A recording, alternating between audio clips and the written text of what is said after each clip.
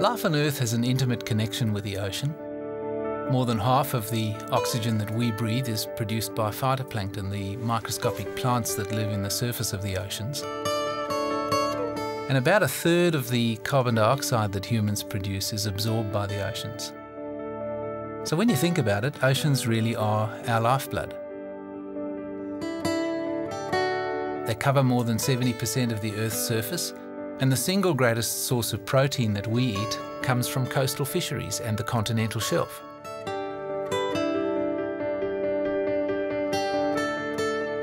And ocean health is not only important for our existence, but the existence of thousands of marine species, many of which we're yet to discover. An entire world of creatures that exist out of sight.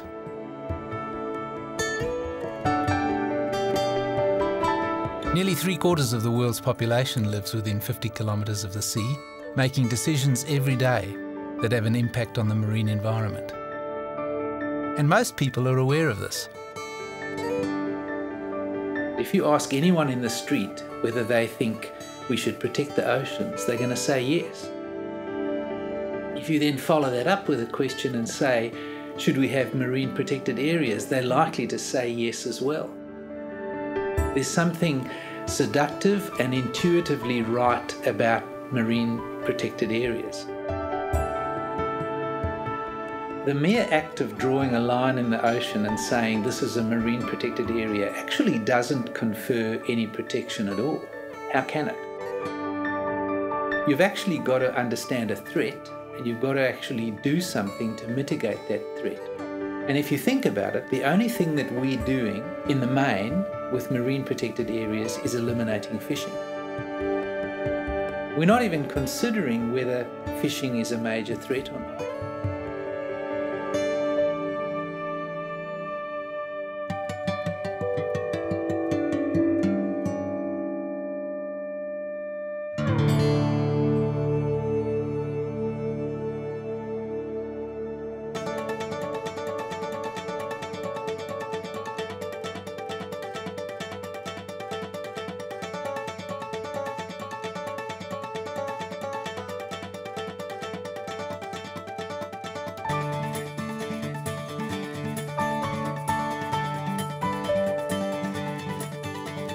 Perhaps it's worth thinking about the way which marine reserves have been promoted. The general pattern has been to show that the marine environment is a wonderful place and that we have a lot of incredible animals and plants in the marine environment, and any rational person would want to protect those and ensure that those systems are available for future generations. If we acknowledge that the marine environment is special and that we should protect it, then the implication has been that marine protected areas are the solution and the only solution. It's certainly true that the marine environment has got lots of threats. There's all sorts of threats. We have, say, threats from oil spills, introduced invasive species. We have pollution. There's the terrible problem of plastics in the sea too, which are ingested by animals or cause entanglements. We have runoff from urban areas, agricultural runoff, which can include siltation and nutrients, and that can alter the ecosystems in coastal areas. So there's all sorts of problems. Now, if you look through the problems which we have in marine environments, all the ones which I've just listed are things that don't respect the boundaries of marine reserves. So an oil spill will cross across boundaries of marine reserves, or plastics will drift across the boundaries of marine reserves. And this is the issue. If we look at threats to our marine environment, these are threats that need to be addressed, but they're not threats that are necessarily well addressed by marine reserves. There's one threat I didn't mention, that was fishing, and fishing would be the one thing which you can actually draw a box on a map and say we are going to regulate the way which fishing occurs in that area. But that still then begs the question, is that the best way to regulate fishing activities or to better manage it and to ensure that we protect the marine environment?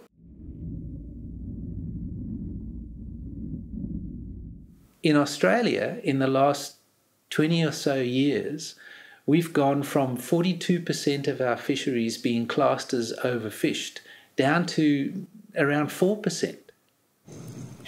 And the reason that we've been able to do that is just good fisheries management, controlling fishing effort and controlling catch. In countries where you've got strong fisheries management legislation and good compliance, fishing is not a threat. Fishing is not a threat in Australia in the way in which it's a threat, say, in the Mediterranean or on the west coast of Africa, in many of the island countries around the Pacific. It's just not the same thing. And yet we perceive that we need to have the world's largest marine protected areas. What for? They're not tackling the main problems in our ocean. So, all they're doing is that they're eliminating sustainable use of our ocean resources. Look at it this way. 70% of the seafood that we eat in this country comes from overseas. It's imported. So what are we doing to contribute to our own seafood security? What are we doing to contribute to the global seafood account if we're locking all of this resource away in marine parks? So I just think that it's morally indefensible.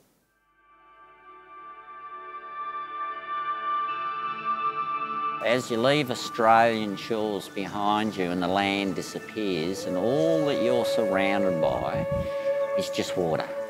Water, water everywhere and nary a drop to drink. And it's just this soothing feeling of just how insignificant you are when you're out there. You're totally at the mercy of Mother Nature. Am I going to catch a fish or aren't I going to catch a fish? Am I going to pay my bills? Am I going to pay for the fuel? Are the crew going to make enough money? Are we going to come back safely today?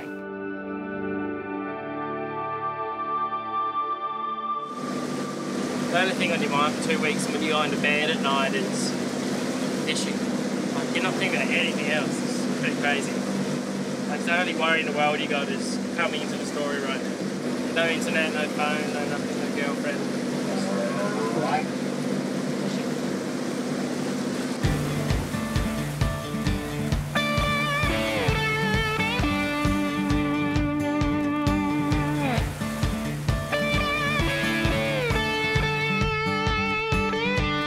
You're supposed to do it for a year, and then as with fishing for most people, it gets in your blood and in your head. I'm still out here.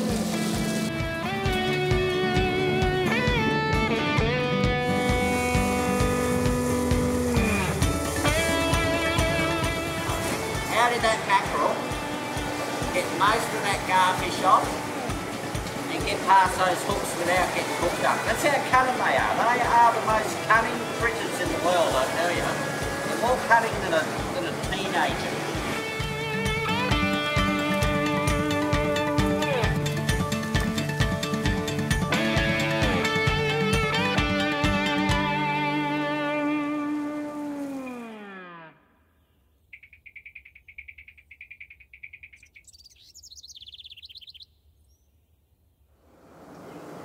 Juanita and I loved each other so much. We just loved it. We were very passionate about our fishing. So when we were sort of newlyweds and then the time came, we're living on the wild card out in the middle of nowhere in the Gulf of Carpentaria catching mackerel. And of course, at some point there we decided to have children. There's a few sort of logistical issues there. A, we're at sea for 9 months of the year. B, there's no healthcare or medical facilities anywhere. And so Juanita gets pregnant with our first child. She never saw a doctor after she got confirmed she was pregnant, not once. All we had was a little book that my mum had sent me about week 1, week 2, and oh look, it's got fingers, and wow, I can feel it moving. And Juanita kept working the whole time while this was going on, still pulling in mackerel and filleting and doing everything. And so we go down the Gold Coast, have a beautiful young boy, Tiger, and literally within the week, we've got him in an orange prawn basket from the Gold Coast in the back of the car. We've driven 2,000 kilometres over 3 days, all the way back to Corumba with our first little baby, and then out to the wild card. And he actually lived in a prawn basket, as did the other two that followed, and grew up. And then when he got too big for a prawn basket, he moved up to his own big cardboard box. So we had this wonderful upbringing of our children on a little 50-foot steel boat. Got all our gar ready to go? Ready to go. Blue ones, pink ones. Pink ones. So what happens with those when the boat's sinking? You go and put them on? No, you shout out, put life jackets on. Abandon ship! Abandon ship! Teach them about, you know, life and how to catch a fish. Can you see any mackerel? What's Tiger doing, Elspeth? Hey?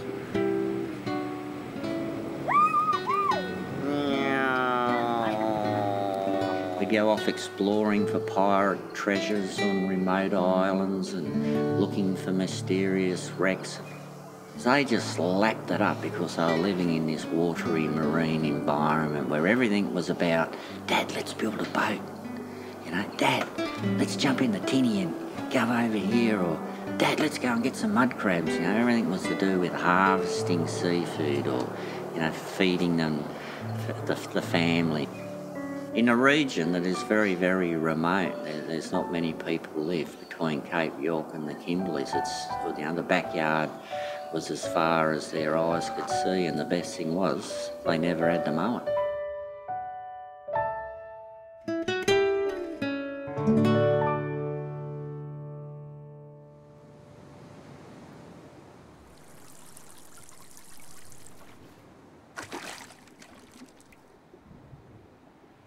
You know, the Coral Sea is an area of about 1 million square kilometres, which abuts Papua New Guinea, and Papua New Guinea's own's about 2.5 times as big as that, about 2.5 million square kilometres. And Papua New Guinea catches 1 million tonnes of tuna out of its 200-mile zone, and we've just closed the Coral Sea, so we're going to catch none out of ours. 1 million tonnes of tuna is 5 times Australia's total commercial fish production, all species combined. Now, even if we took 10% of that, it would represent almost half of Australia's fisheries production, and tuna are extraordinarily easy to fish sustainably. Now, at the same time, we've regulated our total tuna catch for all of Australia to 15,000 tonnes a year. So we don't have enough to even supply our own local need. We import $165 million a year in canned tuna, mostly from Thailand. And yet we need to eat fish. We've been told by our health authorities we need to eat considerably more than we're currently eating. It's got to come from somewhere. It will be far more sustainably harvested if Australians harvest it.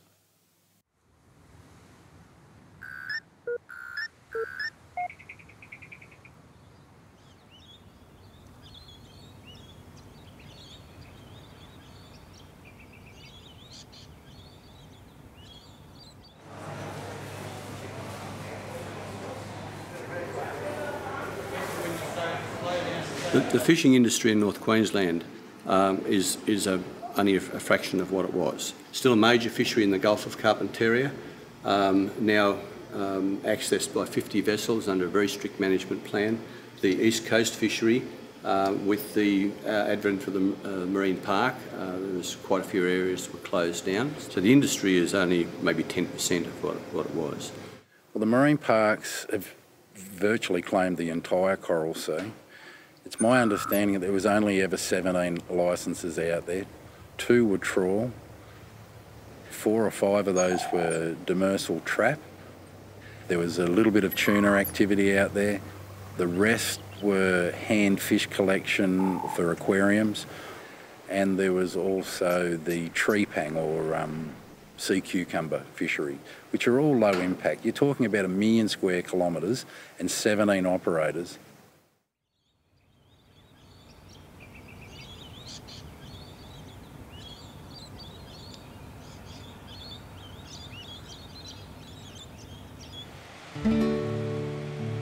Long lining out here, you've got the weight on the line, you think, what is it, what is it, what is it? And then it comes up and you go, it's 100 kilo big eye, you know? It's great moments, and yeah, you always look forward to them. You never know what's on the next hook.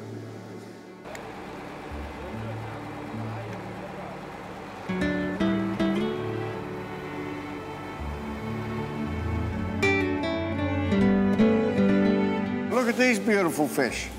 When you see one of these come up on the line, What's better than seeing something like this come up on a line? You've got to pull it in. It's been an exciting time. My kids have grown up with it. My kids have grown up on the boats. Tuna, when I first came here, I could sell one a week into cans. Now I sell close on 30 a week into cans alone. That can go in one box. He's beautiful eating that one.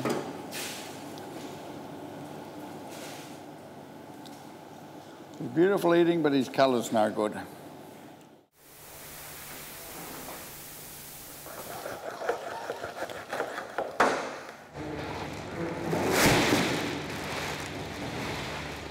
We always knew the fish stocks here were fairly good because basically what we were catching is such a small amount of such a large fish stock that we knew it would be there'd be a generational fishery here. It would go on forever. We'd gathered the family here when the oldest one was about 18 and asked them if they wanted to come in with us. And they were all really, really keen. And then when it came the murmurs were on about 18 months ago, 2 years ago. The two boys that were skippers, they'd made a decision then, with Bob's help, to go and work away from here because there was just no future. Well, my son said, "Oh, what can you do for me?" And I said, "Well, it's all going to be closed eventually. You're better off getting another job." Now, they were my top catchers because they've been going out to sea with us for a long, long time. They're pretty upset, but I don't think the reality has hit home that they'll never be able to do this again in their lives. I don't think that reality has ever hit. That's the Solomon Sea. The Persane fleet works in this fishery here. They work alongside the border of the marine park. One of those catches more tuna in a trip than the Queensland longline tuna fleet catches in 1 year. So let's start to get a bit real about this and cut the crap, because that's what people have been fed. Like where we are out in the Coral Sea, over a year, we don't even put in one hook per square mile. We're in a 500 hook closed area. Well, that's spread over 15 miles. And you might catch one fish on all those hooks. It's not like you're setting a wall of death or all the stuff that's portrayed. Why would you take more fish out of the ocean if you wanted it to continue for 2 or 3 more generations? I don't believe we were going to ever do that. Ever do that. And Bob's one of those people with the children that we, as you can see from where we live, we grow with nature, we're part of it, we sustain ourselves here, and we always have done. In closing this fishery off, whilst they say, oh, but we haven't closed it all, they've closed the most viable grounds. So it starts to make it uneconomical for the commercial operator to continue to operate. At the same time, they put a carrot out. Well, here, we'll pay you out of the fishery.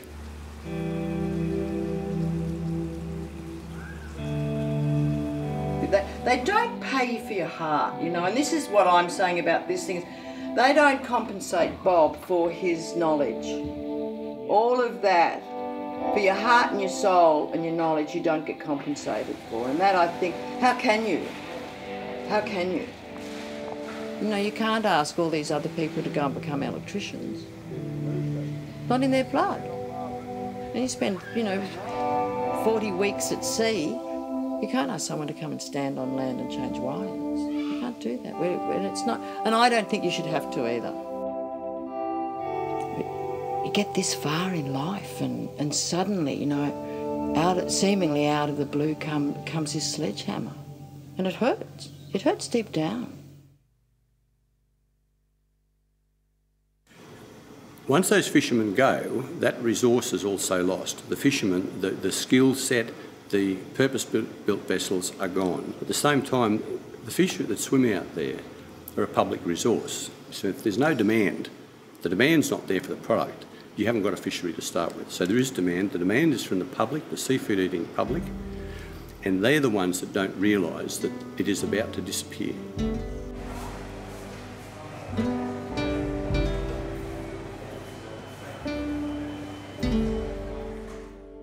We've got some beehives, and a guy arrived here, and 3 of them got out, and there was the grandfather, the son, and the grandchild, and I was standing on the veranda here, and I looked over, and I got a tear in my eye because that won't happen to us. So when that happened, I went, "You've got to be joking." That's what when I saw that, and this little boy had the smoker, I got it, and he knew what to do because his grandfather showed him. His grandfather was a beekeeper, the son took it on, and there was this little tot. And that's what we had seen. You know, when our kids were little, when Bob went on the boats with our kids, they would go on and seasick. They got so sick, and Bob would give them lemonade. I never went out on the boats, but Bob would do it all, and he loved it. I go fishing, they'd say. You know, little eyes. Joel one day walked all the way at Esperance. We found him walking out to sea to get on the boat. Straight through the surf, we had to dive in and get him. And they've always slept on the boats. To know that when I looked up from helping and weighing the fish, to look up and see those kids all there doing something that was a contribution. Every holidays they all came home and worked in the shop. They can grade prawns better than most of us. They can look at tuna and tell you what's a good tuna. It's always been that part of it. It's been the heart and soul of this household here. Every dinner table we've ever had has always been, every child has had a contribution to our business. And that's where I feel wretched. But in the other senses, it's also given us the opportunity to be a real family, a close family. And I don't think we'll lose that either. I don't think we'll lose it. I think we will always be able to be a family. We fish together and we stay together.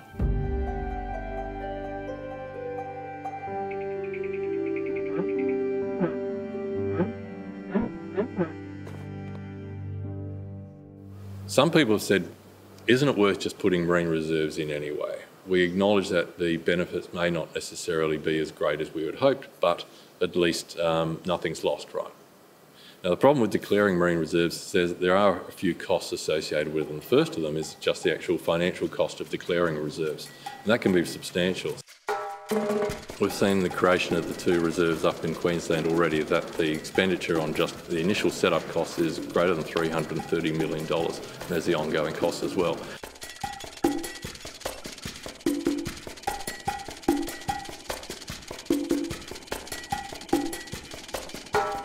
That's money which really you've got to weigh up against spending it somewhere else in protecting the environment. So it's not small. Other costs are, and this is one which is quite subtle, another cost is it really diverts attention away from tractable problems.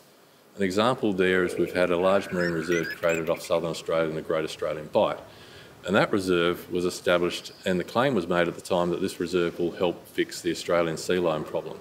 So Australian sea lions are a marine mammal which are a listed threatened species, and they have some real problems. So by declaring the marine reserve, it effectively said that this problem is solved, and at the same time, sea lions were actually foraging over much broader areas than what the reserve covered, and they were still exposed to the same threats, and the populations were still suffering and declining at the same time the marine reserve was present. So you can see the problem there was that we were thinking we were fixing something and we weren't.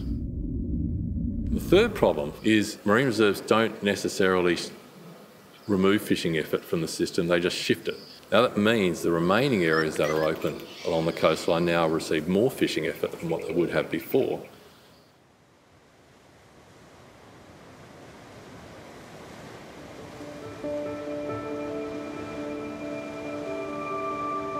Always got a lot of respect for the ocean. It changes every day. It's a beautiful day today, and it'd be lovely to be out there, but it can turn so quick, and you've got to have a lot of respect for it. I first went fishing with my dad when I was 2 years of age. He used to tie me up on the boat so that he didn't lose me, and he couldn't keep me off the boat. I just loved it. They say these areas are pristine, and I agree with that. They are pristine. They're pristine after 100-odd years of us fishing them. You can't be a fisherman without having respect for the ocean and obviously the environment we work in, because that's what we make our living from. So, we have to look after it. It just goes without saying.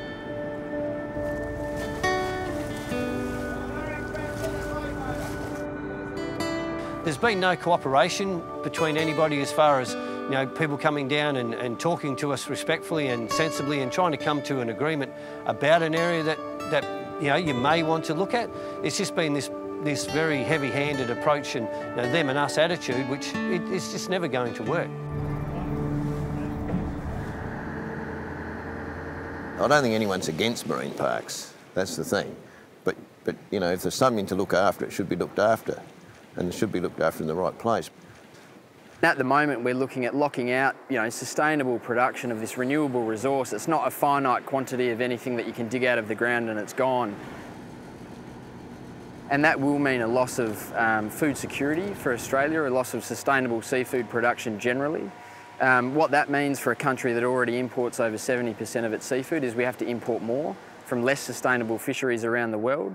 And to me, that's not an outcome that makes much sense from a process that's actually looking to generate significant environmental benefit. Well, we don't know where it's all going to end now, because once they get them in and then they come along maybe next year or the year after and say, oh, well, you know, we might just take a little bit more, we might take a little bit more. I mean, I've had a good life out of fishing, and now my son's taken over and he's got 4 boys. So we want to know what's going to happen. I'd like to know what's going to happen and if it's going to stop or it's going to keep going. I mean, if those areas wouldn't be there now if we were doing damage to them. They're only there because we're not hurting them. There'd be nothing there to protect if we were doing damage. And that's the thing they don't get on with.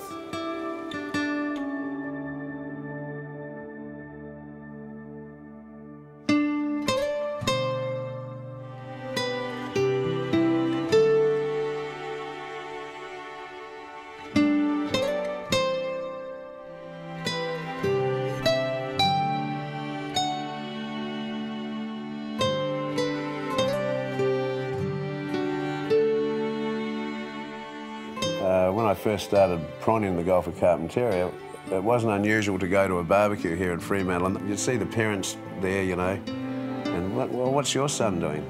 Oh, he's off on the, you know, territory leader off to the Gulf of Carpentaria. Oh, great. He's cadet, you know, cadet deckhand, and he's going to go into the engineering. Oh, isn't that fantastic? And they were generally happy, and the kids were happy, and they had social standing. That was a good profession in those days, and people had value and respect for it. But these days, it's a little bit different. You know, you tell them your son's going up to the Gulf of Carpentaria to be a deckhand on a fishing boat, and they go, oh, why isn't he a doctor or a lawyer?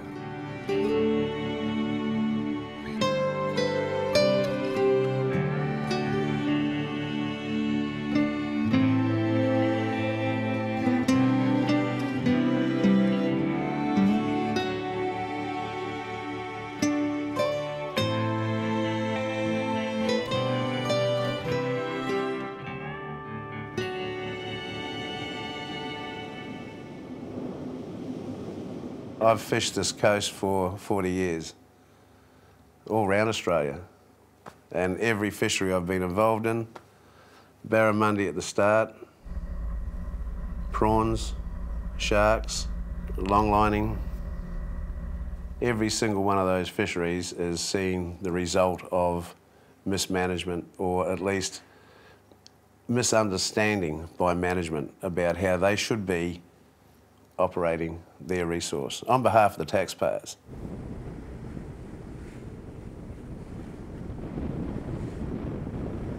Every area that they've put the actual marine park are very, very rich in fish abundance. It's a huge area of water and it's only being fished by a couple of 2 or 3 boats. There's not many left, that's for sure.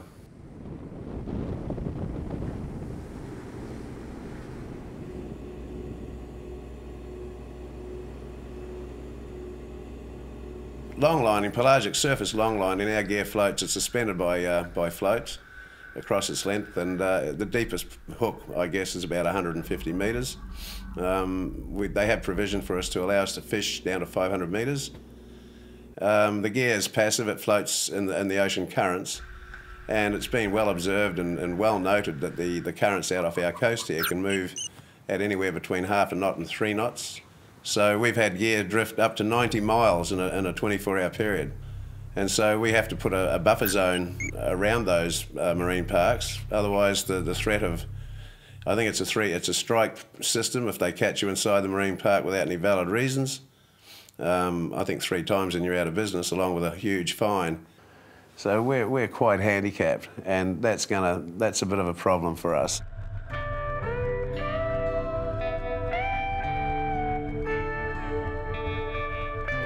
My greatest fear at the moment, being a professional fisherman, not being able to be a professional fisherman.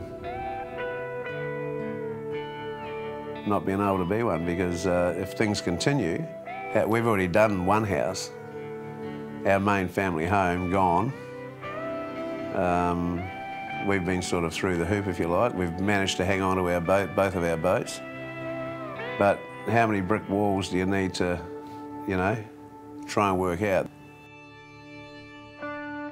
And looking at the framework of compliance, all of the issues, I've lost a skipper out of it. But, you know, I feel pretty good about working. I don't want to stop, and I want to keep on training people. I want to keep on training Australian fishermen. I enjoy that aspect of it. My skipper on the Taisei Maru is probably the youngest skipper on a 35-metre boat this country's seen, at 25 and catching fish. So I'm pretty proud of that.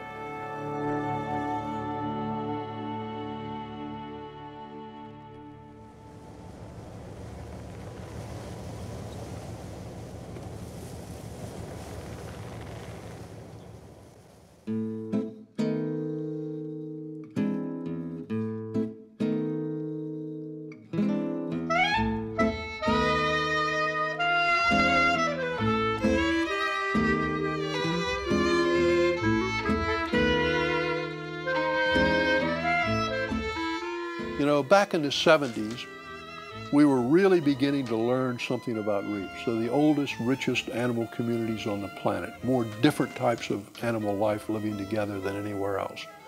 And they're also among the stablest of environments. The fishes and corals and crabs and things on reefs as fossils from 50 million years ago are almost indistinguishable from many of the things that are living on the reef today. And they're fascinating places to study. And we were beginning to really learn a lot of new things about reefs. But then environmentalism took over. And suddenly everything began focusing on problems.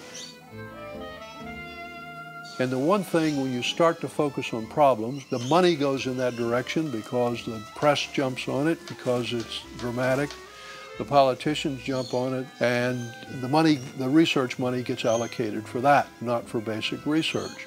And once you start allocating large amounts of money to study a problem, the one thing you're never going to find is that there wasn't one.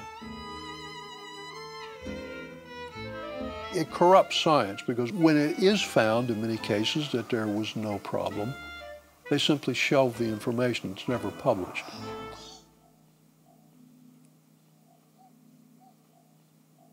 Coral trout are the most sought after fish on the reef, typically the most valuable of reef fish. They're also one of the more abundant species and targeted by the commercial fishing industry. Now, they have done surveys of coral trout numbers by divers going underwater and counting transects and seeing the number of fish all over the reef. They've been doing that for 30 years now.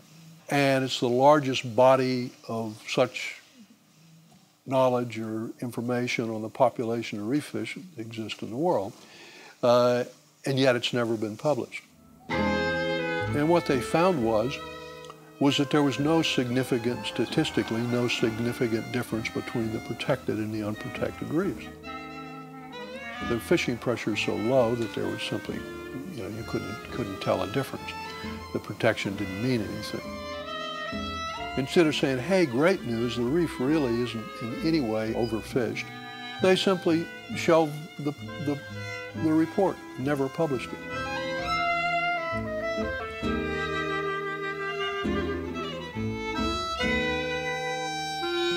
The whole thing is predicated on problems, and that's where their funding comes from.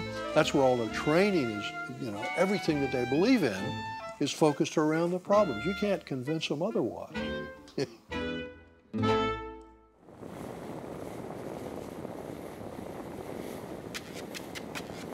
In our case, we catch around 25,000 mackerel a year. People go, oh, that's disgusting. No wonder I can't fill my tinny and my bait up anymore. You've caught them all, Bruce. And I go, well, hang on. I operate within a fishery that has an area of 1.24 million square kilometres from Cape York to the Kimberleys. One mummy mackerel and one daddy mackerel can produce 1 million eggs. Now, only 50% of those will fertilise, so we've got 500,000 mackerel.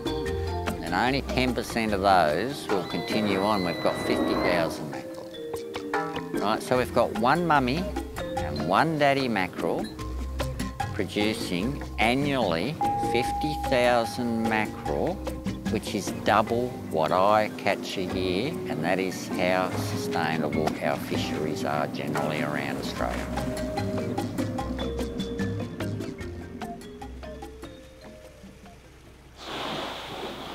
Just thinking about swimming. No, I'll jump in if there's no sharks turn up within the next few minutes.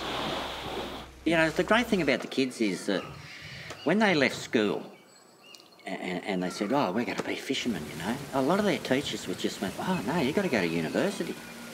You waste your life if you go fishing. And this was a particular case with my young daughter Elspeth, who left school at 15 years old. I didn't even complete her education. And Juanita and I got in all this shit from the school teachers and the principal and everything saying, oh, no, Elspeth, she's a really good student, she's dedicated, she's disciplined, she can do anything she wants, she's wasting her life, And we had to say, well, excuse me, Elspeth's actually taking up a career. Her further education will come, and once she turns 18, she's old enough to do a skipper's ticket. And she can do her engineering, her MED 2 or 3. So, she will practice the ancient craft of professional fishing. When I finished year 12, I decided to come out on Bruce and Juanita's boat, the Wildcard, for just the season.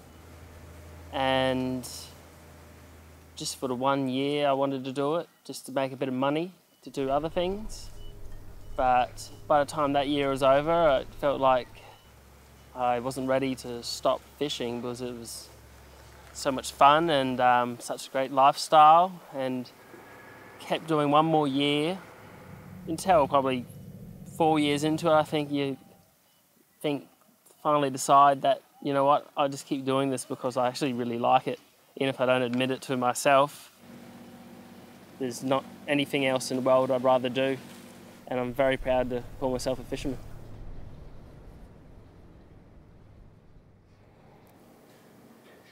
Man itself's had a huge impact on this reef in the form of agriculture, tourism, people not realising in the early days and getting out and walking around to admire it. A lot of it was crushed. The causes, whatever they might be, the fishing industry doesn't operate on the top of the reef. It doesn't operate on the side of the reef.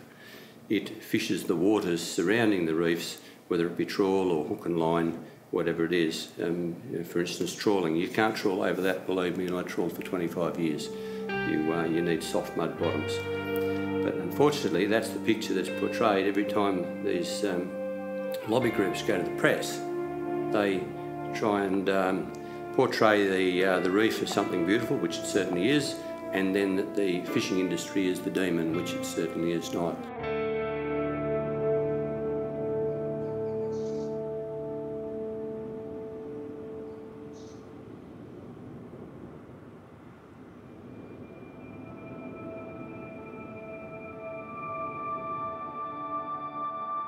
Well, the fishery itself needed to be developed right from the jump.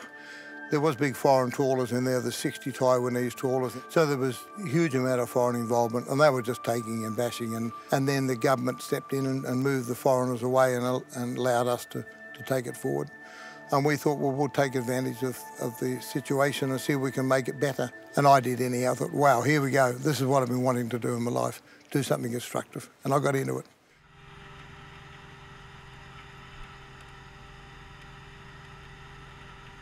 We needed a net that we can control and lift the net off the ocean floor and get up into the waterway. And instead of catching, potentially a couple of tonne of sponges a day, we actually took all the sponges away. We then put what we call T90 mesh, which was turn 90 degrees mesh, which when you tow it sideways, it actually opens up instead of closing. And we put some of that in the latter part of the net. And by having that there, that doesn't matter how hard you pulled the net with the tension of all the fish in there, the net didn't close up, it stayed open, and all the little fishes could continue to get out. So that was another breakthrough.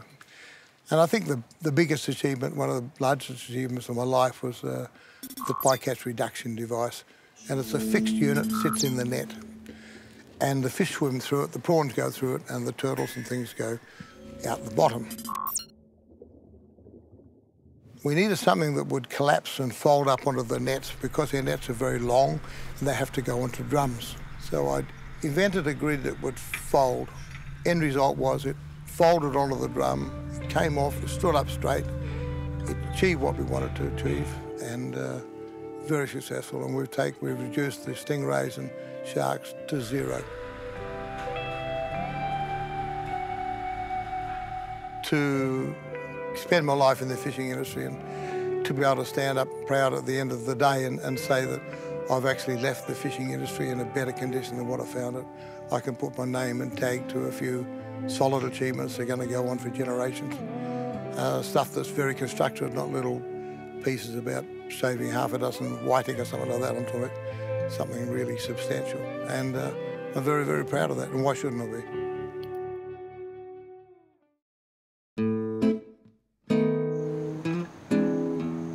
In Australia, we have what I feel is a biodiversity crisis.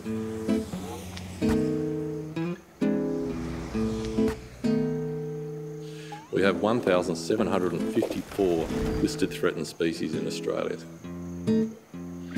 But of those, only around 70 of them are marine animals. Of those 70 that marine, almost all of those are animals that move large distances.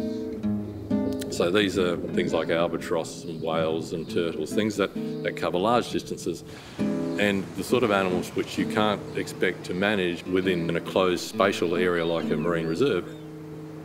So that brings us down to about a dozen animals in Australia that are threatened, are marine, and stay in one spot enough that you could expect to try to manage them in some way spatially. Now, of that dozen or so, only 2 of them are actually impacted by fishing. In some ways, those 2 animals are still special, right? These are grey nurse sharks and black cod. And if marine reserves were going to protect those animals, that would be fine and that would be a good use.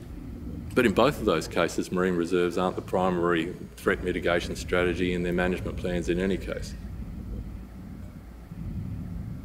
We have some academics who are so concerned about our ability to resource the protection of biodiversity, they're saying that we should be prioritising some species, and things like northern hairy-nosed wombats or orange-bellied parrots that have really reached the critically endangered level, we could perhaps just be cutting them loose. At the same time, we have largesse enough to spend $330 million on marine parks in Queensland that are targeting effectively no particular threatened species that we're able to specifically say we're going to save that species. To me, that just doesn't mesh. One of the ways which the federal government and Tony Burke has responded to people who have been critical of marine parks is to label these as people who want this generation to be the generation that wrecks the marine ecosystem. Now, I certainly care about the marine ecosystem, but I just would like the response to fixing our marine ecosystem and caring for it to be more targeted and to use effective methods rather than just necessarily things like marine parks on large scale, which seem to be, to me, to be more about politics rather than targeted action on specific threats. For example, your green vote here in Australia is predominantly inter-urban, not even suburban, certainly not rural, and they live in the tiny portion of the continent where the natural environment has been virtually annihilated and replaced by concrete and glass and asphalt. And yet they're the ones that are most concerned about turning all these other areas into protected areas and putting all sorts of regulations on the productive sector that is supporting them.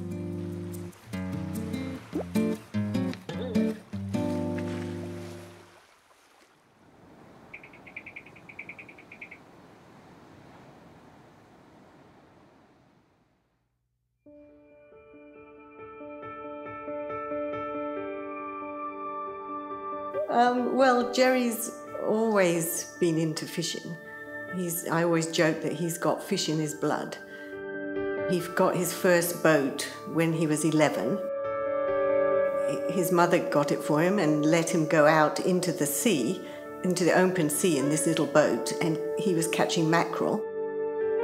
He would get up at 4 o'clock in the morning and he would rush out and go fishing, catch his mackerel, and rush back in, get on the train to go to Plymouth for school, and then rush back in the evening or the afternoon and then do it all again. That's pretty passionate in itself, but added to that, Jerry had a kidney problem, and so he was in agony when he was going out to sea. And if that wasn't enough, he was seasick as well, so he'd be vomiting, in pain, catching his mackerel at 4 o'clock in the morning, in the dark, in the cold. To me, that is absolutely total dedication and passion. And Jerry's never lost that. A super trawler set to change the future of Australian fishing has sailed into Port Lincoln amid a sea of controversy. Protests on different sides of the world are ramping up over a super trawler bound for Australian waters. It's not Superman, it's the super trawler that's capturing all the headlines. A Godzilla of the fishing world. This is the Mammoth Margiris, the world's second biggest trawler. It has the ability to process 250 tonnes of fish a day, and its quota is nearly 18,000 tonnes. A mega fishing trawler with a 600-metre net. The Margiris is a monster, the largest ever to dock in Australia. Well, I've called the Godzillas of the fishing world, been plundering the marine environment. And wrong for our oceans and wrong for any ocean, to be honest. We need to see a law that prevents it operating altogether. Anglers claim the monster ship will deplete Victorian fishing stocks. Environmental activists want it banished from our waters. Greenpeace was there to take it on. They've since gathered a petition with 50,000 signatures. We don't want it, we don't need it. Not here, not in our waters.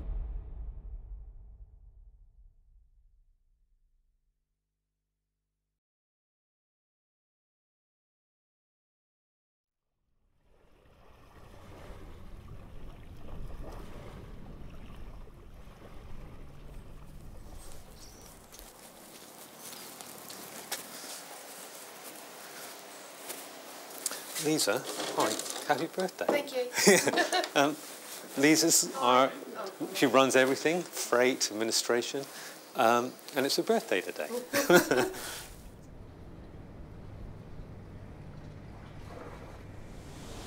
This is where all the salmon waste is processed. It's what they call beneficial reuse. So instead of wasting the product, the raw material, which is really rich in omega-3 oils, we extract those good things. And in fact, we have no waste. About 14,000 tonnes a year of salmon waste comes through this small factory. Would have made a big mess in a landfill.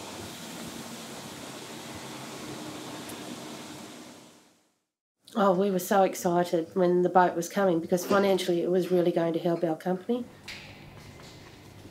You have to look busy. Oh, I have to look busy. Yeah, that's going to be hard.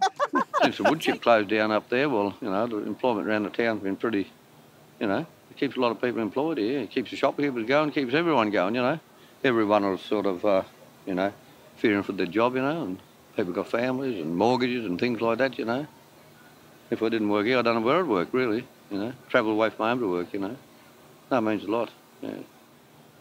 Our town here in Tribunna has suffered a lot in the last 12 months or 2 years with the closure of the local chip mill. And that extra money coming in to sea fish would have helped the local area immensely. And so it's been heartbreaking to know that, you know, we've put so much money into this and got nothing out of it. Most people have been here quite a long time now.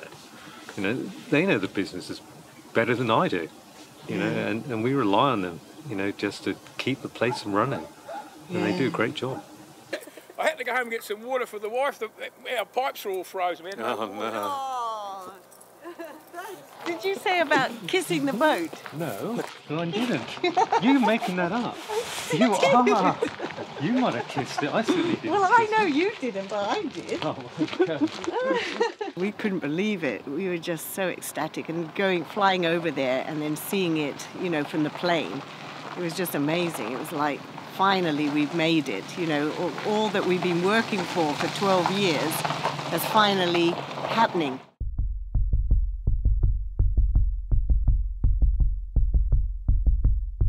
The factory trawlers in West Africa were allowed in.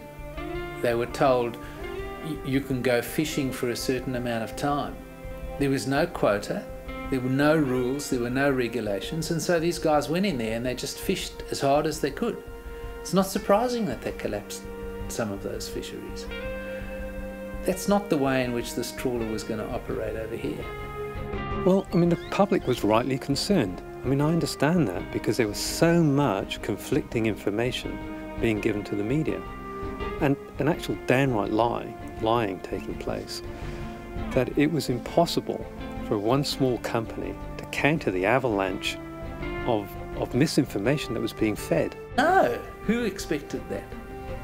The politicians didn't expect it. The fisheries managers didn't expect it. I mean, we weren't even watching. You know, we just got involved because we, you know, slowly but surely got sucked into all of this hype, and we thought, oh, well, you know, this is easy.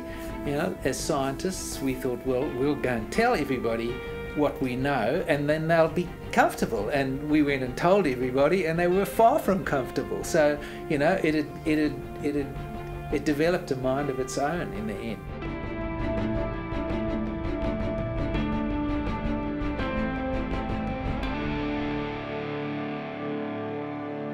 I mean, the first one that came out was this vessel is a vacuum cleaner. It will suck up everything on the sea floor. We're not going to have super trawlers in Australian waters acting as huge vacuum cleaners, sucking the fisheries out of the fish out of the sea. The fact that this was a pelagic trawler that didn't touch the bottom of the ocean illustrated just how poorly understood this whole concept really was.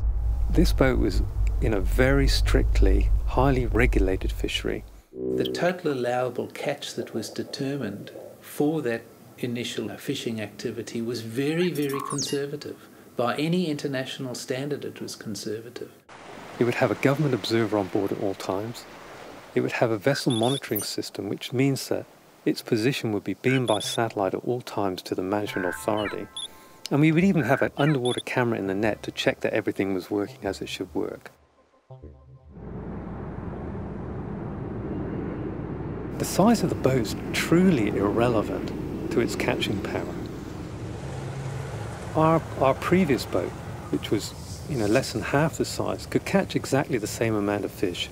What this boat really is like our old boat, cut in half, but with our existing freezing factory, which is sitting on the land, spliced into the middle of it.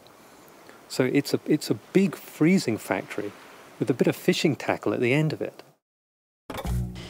The Tacoma was Australia's first purpose-built tuna fishing vessel. It began catching bluefin off the coast of Port Lincoln in the early 50s, and it transformed the fishing industry in this country forever. Some thought that it was going to come and scoop up all the fish in the ocean and leave none for them. The reality is that a lot of the sons and the daughters of those that were against this project were actually absorbed in the industry and have made their livelihoods out of it.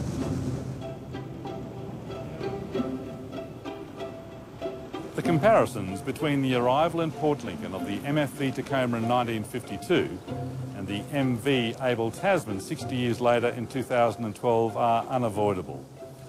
Both vessels arrived into fleets that were much smaller than they were. Both of them arrived with leading-edge technology, and both of them were faced with serious public opposition. History's got a lot to tell us, and when I first came here as a 3-year-old, the Tacoma was a huge boat. It was a big white boat. It was coming over from interstate, and it was going to catch everybody's fish, and it was going to suck the ocean dry. Very similar reaction to what's happening to this boat here at the moment. The difference is the Tacoma weathered the storm, established a new fishing industry and played a major role in the development of Port Lincoln.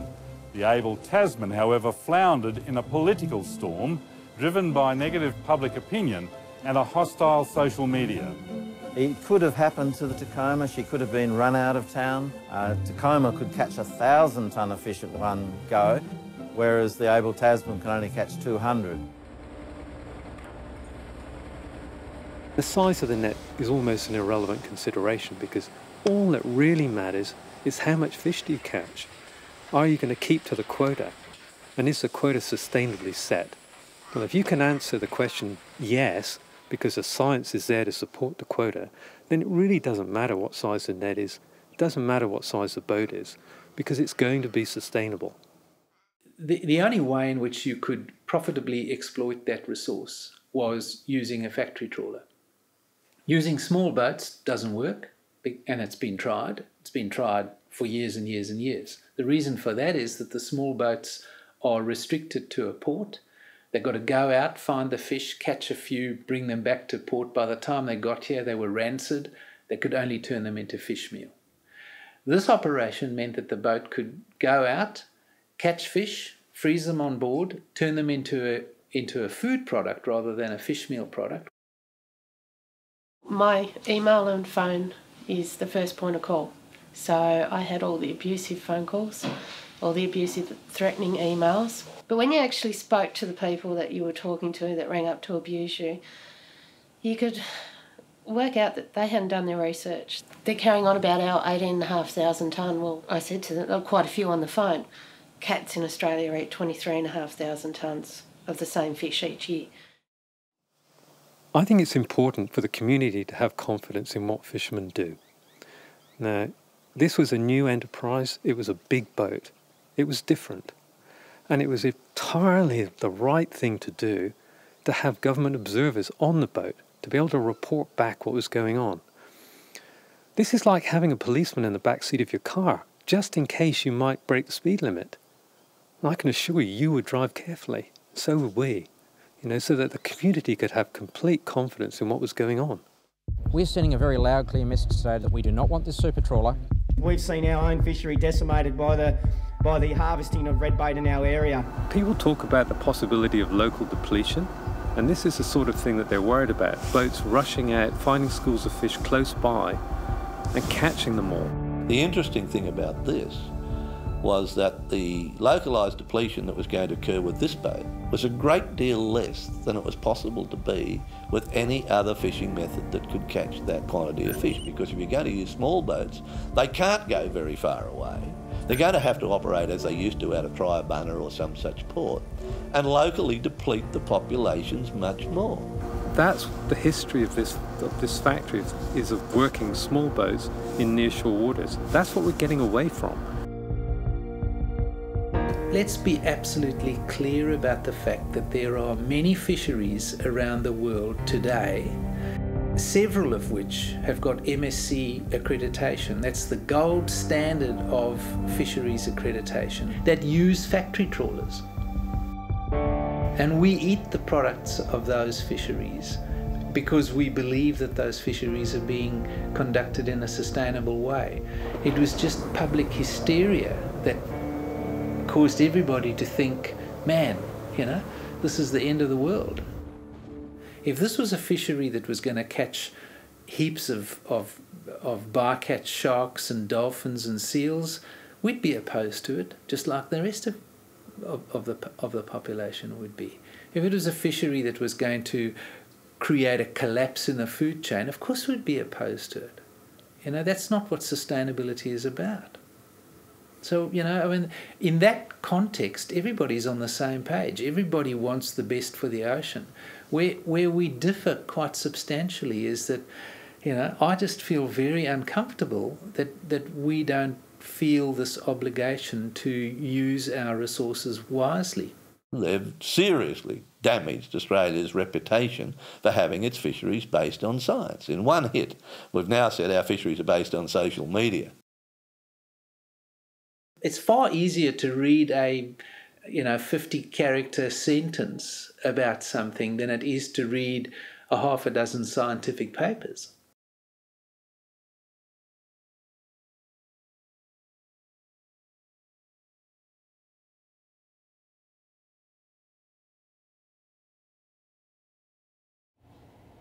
And it was just Jerry, you know, Jerry was the face of all of it. You know, Jerry was the face of the super trawler. It was just, it was a pressure cooker, you know, for a number of months. And it was only really the support, you know, of my wife and some other people who were close to us, you know, that helped us get through it. What about the awful emails you used to get? Well, I don't really want to go there, you know. Well, I had 3 policemen's mobile numbers in my mobile. That's how bad it was, because Jerry was getting all these threats and everything, and yeah, so... And we're just trying to do the right thing, and we were just made out to be criminals. We want to catch our quota. We're fishermen. We want to go out there, catch our fish. We don't want to catch any other marine animals or seabirds. You know, and we'll do our best not to do that. But we want to go fishing. And we would like community support to help us do that so that we can create the jobs here, create the economic activity. As usual, Jerry and I did this together. We fought the whole thing together. And we've come this far and we're going to keep going. And I don't know what's going to happen to us, but hopefully justice will prevail. By pulling the rug at the 11th hour, what that says is that those rights weren't as secure as we thought. How can the industry have confidence now that massive changes won't be implemented by government without consultation at the last minute? I mean, this has really undermined the confidence and security that any fisherman has got now. What fisherman is now going to innovate and try to do something new? You know, what fisherman's going to invest and take a risk, you know, to try to better themselves or to do something that will increase the efficiency of their operations or help to avoid bycatches, or all those things that the industry routinely does because they've got good, strong rights, or they thought they had. I think that's the biggest problem. That's the biggest legacy of this decision. When I first heard about the Able Tasman, even I, as a fisherman, thought it was a bad thing to come to Australia. But the funny thing is, we came into reception, giving my parents a call, my family, and speaking to my dad. He actually said, "Oh, do you hear about that super trawler that's been in the paper and everything?" I'm like, yeah. He's like, "Oh, I was going to be the skipper on it." I was supposed to fly out a couple of days ago. I had my bags packed and everything, and yeah, then they cancelled it. Couldn't believe it, and I was very proud of my dad. I just was very happy to say that my dad was going to skipper that boat. When you grow up in the fishing industry and you grow up in a little fishing village, you actually become part of this mystical group of people in this little fishing community, which a lot of these towns originally were. You know, they were fishing communities or farming and that, and of course, you know, things have changed as time's gone on.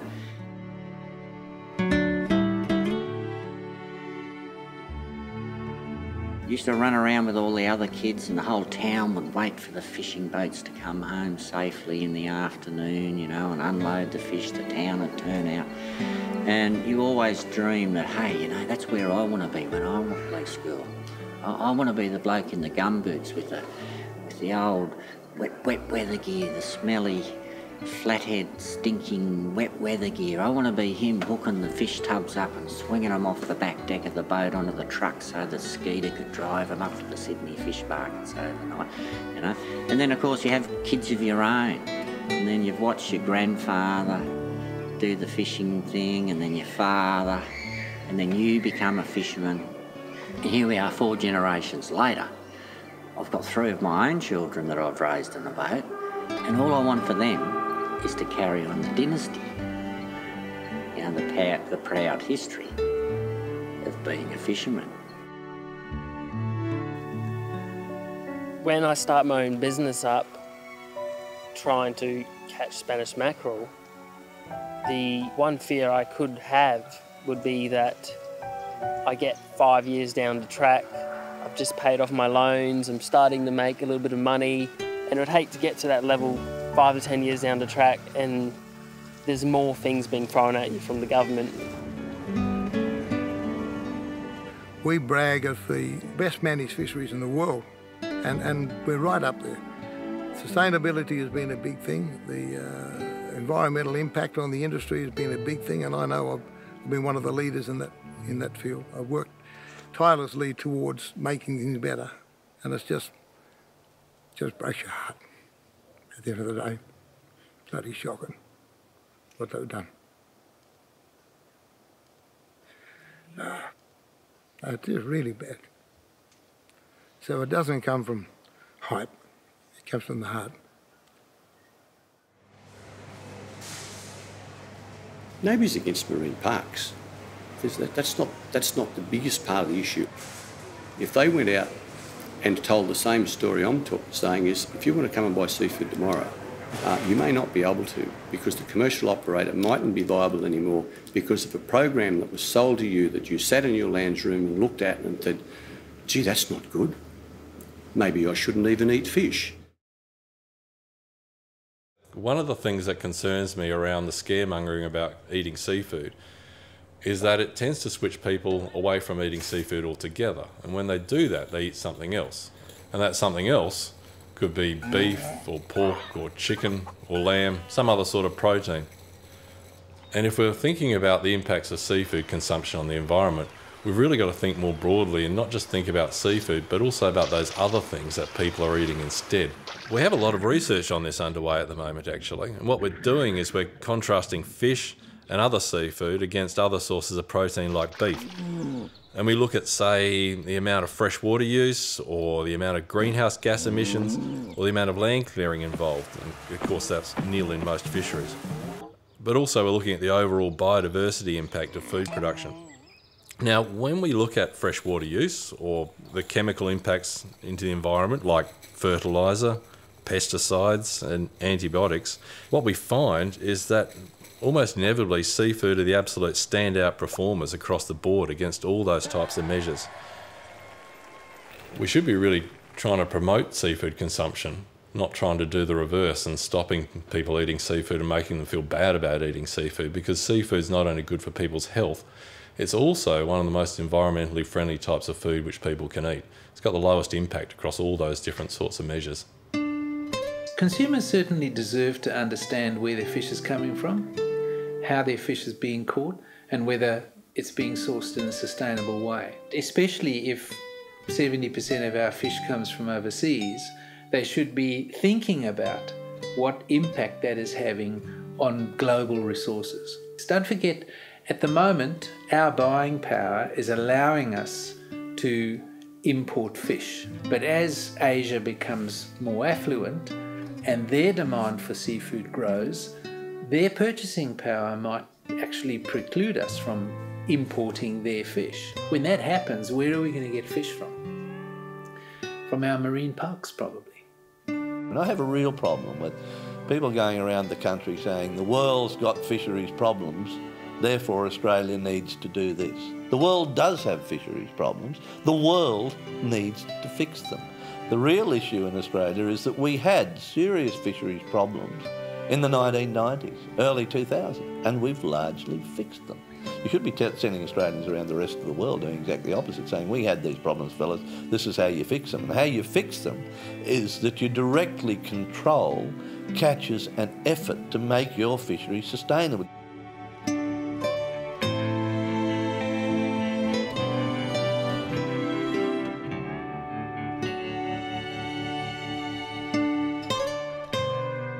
My greatest fear is that the decision makers don't understand the consequences of their decisions, and we will end up with fishing communities being closed down. We will end up with Australian seafood becoming scarcer and scarcer on the plate, not because it's not there, but because it's not allowed to be harvested sustainably. My fear will be that my grandchildren won't be able to sit down in front of a plate of Aussie prawns or have mullet on the barbecue. It's that sort of thing. It's a personal thing. When you've worked in an industry for the best part of your life, 38 years, it becomes part of your family, and that's my fear. I'm a fisherman. I'll never be anything else. I'm too young to retire. I'm not going to retire. I enjoy what I do. Every fisherman has got to be passionate about their job, because you just can't do this job if you're not. And to be a fisherman these days, you have to be a conservationist. You have to understand government rules, and you have to be in it for the long term to look after the sustainability of the fish stock. That's what it's all about now. The most genuine environmentalist people on this earth are people like myself that get out there, live in the environment, love the environment, and will do anything to protect the environment. We're the true environmentalists, not people that are capitalising on it and telling lies and putting people out of business and so forth and so on, just to suit their own agendas. They're not environmentalists. I'm not going to say what I think they are, and they're not very nice people. Look, I'm going to survive. I've got myself a fairly substantial fishery today, in a big area and so forth, and I'm big enough to survive, and that doesn't really make me feel good. I'm going to survive, but I see a lot of my mates go down, and that gives me no pleasure whatsoever. Don't come from a place from pity. You can't do that. I can't come from a place of pity, and we're not victims. We're people that we don't go there. It's just not on either Bob's or my psyche, and I hope we've passed that on to the children. You must put one foot forward all the time in all forms of adversity. You've just got to tie up your shoelaces and keep going. Beautiful day, enjoy it. And I won't. And I've got a policy that I won't let anyone ruin my day either. You know, I try and make the best of every day. I'm not going to go and do the whole pity me thing, because it's just not on. I may have done it years ago, but I'm not going to do it today. I tell you what, I'm so proud. You know, like. These kids are me, 24 years ago. Saving my money like mad so I can go and buy my own boat, be my own boss. Out on the ocean, answerable to no one. And now here's the kids. In times that are really trying and testing for business, for the industry, for, a range of restrictions that are coming in. But you know what? I've watched my granddad, watched my uncles, I've watched my cousins, I've watched all these other families around Australia make their lives out of fishing, and I'm just so proud that my kids want to take up the mantle of being a professional fisherman, and I'll do anything to get those kids set up in their own fishing business. How cool is that?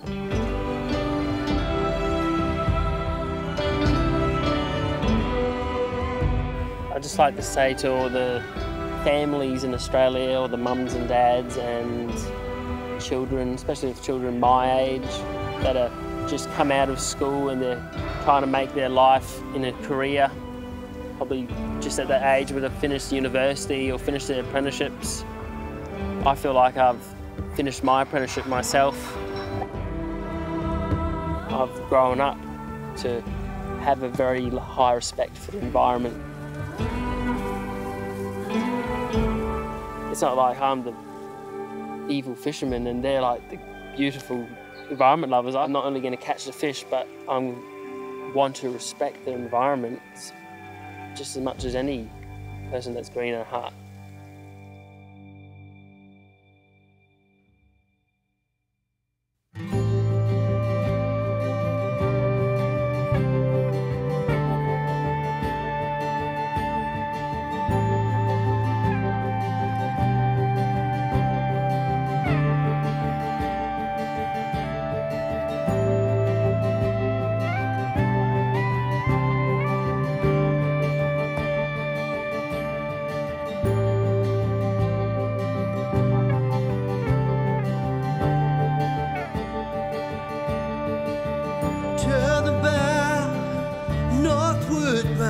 Gonna find some freedom there.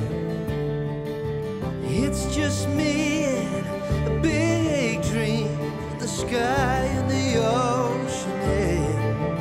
Between the sea and the stars, with the wind at your back.